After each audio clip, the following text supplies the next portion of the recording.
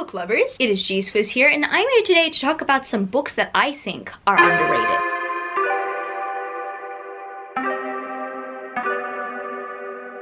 If you didn't know, this is a 7 on Sunday topic, and I am the host of 7 on Sunday. I will link the Goodreads page down in the description where you can check it out and you can participate in a topic in the future, or you can suggest a topic. Now, I believe we did this 7 on Sunday topic a couple of years ago now. I've wanted to do it again for some time. However, I did want to wait a little bit just in case anybody else participated in the 7 on Sunday back then, so they would have enough time to accumulate their list of more underhyped reads. I'm happy to say that since my last 7 on Sunday to do with underhyped reads, I have accumulated more, and I want to recommend more. I have not seen these being talked about that much. To those who haven't given these a shot yet, I would recommend these. I'm gonna go into the books that I personally think are underhyped, and I think that everyone should at least give a try once. First book I want to bring up on this list is Muse by Brittany Cavallaro. This book is not being talked about that much here in BookTube. In fact, I believe that everybody put it on like anticipated releases. I mean, look at the cover. It looks absolutely gorgeous. If you don't know who Brittany Cavallaro is, or if you're wondering why her name sounds familiar, it is because she is the author of the Sherlock Holmes series, which was pretty popular back in the day because Epic Reads were marketing it. So I heard a few people talk about the Sherlock Holmes series, but not many people have been bringing up Muse, and when they do bring up Muse, not everybody necessarily likes it. However, I read it and I can guarantee that I found the story very captivating and very intriguing. It is pretty much an alternative historical fiction. It's character based. I feel like a lot of people were wanting something that was a bit more plot driven and a bit more action-packed, but it definitely was not that. I think the cover is a little bit deceiving here, and I really do want a sequel for this book. And so far, they have not actually announced the sequel. I'm pretty sure this is meant to be a duology. This came out over a year ago, and I'm still waiting for a sequel announcement, so fingers crossed it's gonna happen, but I feel like not many people are talking about it. If it ends up getting cancelled, I think that's probably because not many people are talking about it. So I would recommend you read Muse and give it a shot. And the next book I want to add to this list is a book that I actually read last month and I absolutely enjoyed. The thing is, I've seen people get this in their Owl Crate subscriptions, but not many people are talking about it here. And I highly recommend that everybody read Sisters of the Snake by Serena and Sasha Nanua. I loved this story, and it is actually a story written by two sisters about two sisters. I just found it really cool to read their takes on these two sisters. And pretty much this is a young adult fantasy series that is inspired by The Prince and the Pauper, and I didn't actually know that before going into it. I was so engaged, I was so engrossed in the story. Pretty much the entire way through reading this book, I found it really difficult to put this book down. It's one that I would highly recommend to anybody who hasn't tried it out yet. I loved it personally, and honestly, Daughters of the Dawn is now one of my most anticipated releases of this year. I believe that that is the finale, and I just really need to know how the series ends and how it concludes, because as much as I feel like this first book kind of feels like a complete story, there's still an open-ended ending. I'm looking forward to seeing how that conflict is going to get resolved. Hopefully I love that one just as much as I love this, but honestly, I reckon that more people need to try this book out because I'm not seeing anyone talk about it, and I just highly recommend it. Speaking of young adult fantasy, I want to bring up a young adult high fantasy that I really enjoyed. Understandably, not many people are talking about this because it is an independently published series. I loved it. I loved the romantic tension, but at the same time, I really enjoyed the friendship that we had within the series. Chef's kiss. It was perfection in my opinion, and that, my friends, is Shadows of Layla, or the Layla Trilogy by Tessandra Odette. I'm currently holding up the first book. I really loved this trilogy. I found that this trilogy was very engaging, and I just could not stop reading the books like back to back to back. There is like a novella that comes in the middle of the series that I reckon that is not necessarily mandatory. It's like the Princess of Thorns one. I'd recommend you skip that novella. You don't actually have to read that novella. It just gives you like the backstory of the princess, who is, in my opinion and majority of the fandom's opinion, like their least favorite protagonist in the series. The series pretty much follows 4 different characters, but the perspectives are very easy to identify. It's very easy to follow a story. Pretty much the series put Tessandra Odette on the map for me. I'm very much looking forward to reading the rest of her series. Apparently the rest of her series are a bit more romantic. This is definitely more high fantasy intrigue. However, there is some romance in the series. It's not like heavy on the romance, but I do like the tension. I reckon that this series is definitely overlooked in terms of like Kindle Unlimited reads or independently published fantasy fiction. I definitely offer this as a book recommendation if you're wanting wanting to look for your next Kindle Unlimited read, or you're just wanting to put it on your TBR. The next book series I want to bring up is technically classified as fantasy, but it kind of feels more like dystopian. I remember mentioning Julie Kagawa in my first underrated reads video. However, I happened to mention her Shadow of the Fox trilogy. This time I'm recommending her Talon Saga. This is a 5-book series that kind of feels more like a dystopian series. So if you happen to like series like Legend, The Maze Runner, Divergent, all that stuff, etc., I reckon you'd like this series because it actually focuses more on a dragon revolution than it does its fantasy elements. I mean, it technically does have its fantasy paranormal elements, being that these kids are dragon shifters. However, at the very same time, it really does feel like a dystopian because everything is not as it seems in these young shifters' lives, and they essentially have to fight for their lives for a specific reason to get away from this organization, to pretty much take them down. It is very much interesting. I feel like a lot of people go into the series not knowing that because they want to go into the series for a paranormal-esque urban fantasy. Yeah, you know, it offers some of that, but I reckon it offers more for dystopian readers. So I would highly recommend if you actually like young adult dystopia, because it just feels a lot like that. It has those vibes. I know that a lot of people aren't able to get through it, but I really enjoyed it, and I think it's because that I really opened my mind to it, and honestly, I'm really satisfied with it. And I did mention Shadow of the Fox earlier. Honestly, I love Shadow of the Fox with all my heart, but if there's a series that I would highly recommend you read sometime after Shadow of the Fox, if you happen to love that series, oh my goodness, Red Winter has got you covered. I feel like I needed to read Red Winter after I had my Shadow of the Fox book hangover, because oh my goodness, I know that this is exactly what I needed. I'm pretty sure I read all 3 of the books within 24 to 48 hours. I was that engrossed, that addicted to the story. I loved the characters so much in here. I loved the plot, I loved the pacing, I loved the illustrations, if I can find any. I always have to show off the illustrations just for that little extra convincing, because I just really need to convince anybody and everybody to pick the Red Winter series up. It is so good, and it's really underrated, and as I've mentioned before, it is definitely probably really underrated at the moment because it is an independently published series that came out years ago. I know that Annette Marie has pushed past this series and has written a lot more in her other series, and I believe that those are like urban fantasy paranormal series. However, please do not sleep on the Red Winter trilogy. I'm so looking forward to reading other things by Annette Marie, but I loved, absolutely adored this series, and I reckon that this series is perfect for anybody who loves Shadow of the Fox or anything similar. And I'm gonna bring up a contemporary on this list, and the reason why I'm bringing this contemporary up, even though it only came out within the last year, is because I feel like a lot of people are talking about a bunch of other contemporary adult romances. However, The Charm Offensive is not getting as much hype as I want it to. I believe that anybody who has read this book can agree. Like, I'm not seeing this everywhere on TikTok. I'm not seeing this everywhere on the internet. I've been recommended this book by a couple of people, majority of the people being work colleagues, because technically I work for the publisher of this book. However, outside of where I work, not many people are talking about it, and oh my goodness, it really does need to change. It is so good. I can actually picture this book being a movie or TV series. It would be absolutely great. It pretty much takes place in a bachelor kind of setting where the protagonist is a bachelor, and it's pretty much a romance between himself and one of the producers of the show, and it is so good. And personally, I love it more because there is asexual representation in here as well as other kinds of representation, and oh my goodness, I love it so much. I would highly recommend you check it out. And it's not even just good because of the representation. It's just a really good, fun story that I really had a tough time putting down. I need to shout to the rooftops about it. I need to recommend it to everyone. That is exactly how I felt about The Charm Offensive, so that's why I'm recommending it. Oh my goodness, it was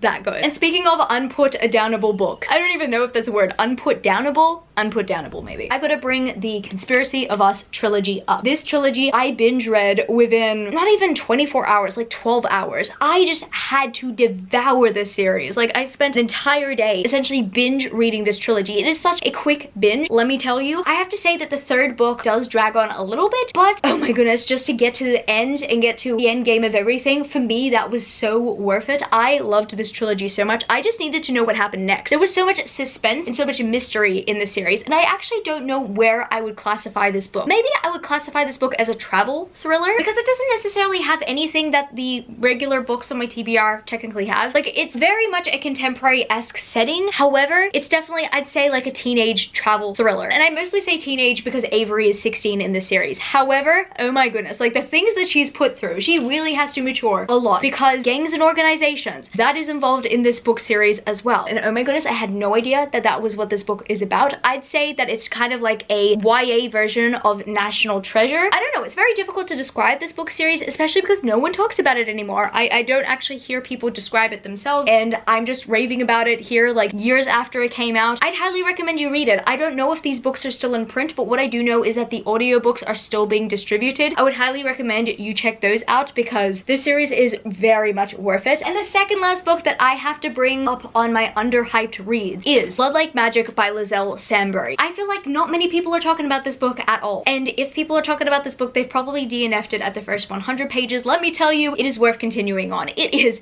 so good. I really enjoyed it. It actually takes place in the future, which is very interesting because like I thought that a book like this in an urban fantasy setting would take place in the present. Majority of the time, like fantasies either take place in the past, they take place in another world, or they just take place in the present. However, in this situation, it takes place in the future. It's very much futuristic. I personally do like how this book explores technology as well as have a good primary focus on magic. I feel like a lot of people go into the story wanting something out of the romance, especially because it is marketed as a hate to love romance. However, a lot of people don't like the romance because they find that the romantic pairing is not compatible. And you know what? We'll see how it goes in Bloodlike Fate if that continues on. But honestly, the relationships that I loved in this book the most were definitely the relationship between the protagonist and her family. Oh my goodness. That family dynamic was so strong and it was so perfect. And honestly, I got to the point where I just thought to myself that we actually didn't really need a romance. If you've read the synopsis, you definitely know that that is actually part of the story and it needs to happen. However, the relationship between the protagonist and their family was just stronger, and stronger in the best way possible. I went into this book looking for a good fantasy romance. I ended up leaving this book wanting the complete opposite of that. And that is so weird for me considering how much I love fantasy romance. I would highly recommend you check Bloodlike Magic out, especially if you like urban fantasy books like myself or paranormal-esque books. I'd say maybe if you like Crave, if you like The Mortal Instruments, if you like Legendborn, trust me, this is a good series that you just really don't want to miss. I feel like a lot of people are missing out and it's devastating to me personally. And the final underhyped read that I'm bringing up in this video today is a book that once again, I will shout to the rooftops. I will proclaim that this is one of the best fantasy romance series ever and everybody is sleeping on it and it's not cool. Everyone needs to read the Malediction Trilogy. Please just give it a shot. I get so happy when I see 1 or 2 people letting me know that they've read this book because of me. It does sadden me that the book's audience is not that broad and I have not reached many people, and that is sad. However, when I see the few people who have read this book series because of me, you have no idea how excited that makes me feel because I love the series so much. And yes, the Bridge Kingdom's out there. The Bridge Kingdom is good in some aspects, not necessarily The Traitor Queen. I did not like that book. However, I do like the other books in the Bridge Kingdom series, but this series was consistently perfect for me. As much as I do love the Bridge Kingdom series, I really don't know if anything is going to beat the Malediction Trilogy for me. I am so certain about my ship in here. I also love the side characters so much. I love every part of the story. It has been a year since I've read it and I still vividly remember it because it had such a big impact on me. If you just want a good fantasy romance story that's not really that spectacular, however, will make you feel things, oh my goodness, please try the Malediction Trilogy out. If you're also not sure about jumping into the Bridge Kingdom series, if you're wanting to convince yourself that Danielle L. Jensen is the author for you, I would highly recommend you try this out. These characters still live rent-free in my mind. It has been 15 months since I've read this book series. So I guess that's gonna be it for this video today, book lovers. If you happen to stay till the end of the video, leave me the green heart emoji. I don't know, I saw Cecile's dress and I just thought to myself, that's the emoji we're going with today. If you happen to enjoy this video, don't forget to give it a thumbs up and subscribe to my channel if you haven't yet already. Join the amazing community of book lovers. And also, I have social medias.